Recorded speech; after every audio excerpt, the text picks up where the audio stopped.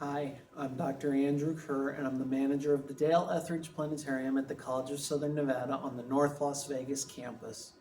Welcome to the May 18th edition of the Las Vegas Weekly Night Sky.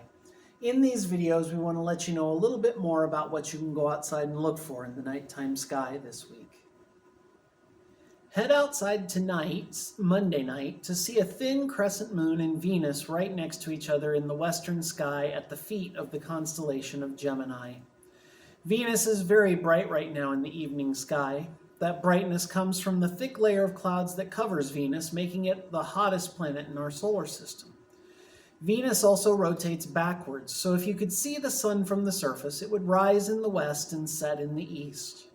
Its rotation is very slow, however, with a rotation occurring in a similar amount of time to the length of the year on Venus. It's not exactly the same, so the sun would move across the sky if you could see it. The clouds are also interesting as they are made of sulfuric acid. Between the acid and the incredible heat, Venus is not a very pleasant place, even if it is named for the goddess of beauty.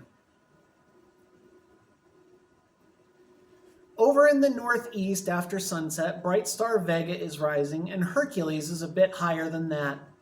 Hercules is home to one of the best globular clusters visible in the northern hemisphere. Known as either the Hercules cluster or M13, this group of stars is in orbit in and out of the Milky Way galaxy. Globular clusters don't tend to follow a circular orbit, but more of a linear orbit into and out of a galaxy to which they are gravitationally bound. Globular clusters are found around most large galaxies, and at this point in our galaxy's history, the best ones are more easily seen from the southern hemisphere.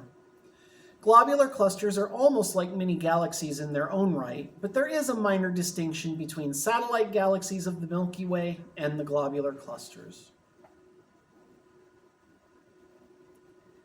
Mars and Saturn are still in the morning sky before dawn right now. Neptune is there as well, leading Saturn through the sky. Neptune cannot be seen without a decent telescope, but it would appear as a pale blue star-like object if you could find it.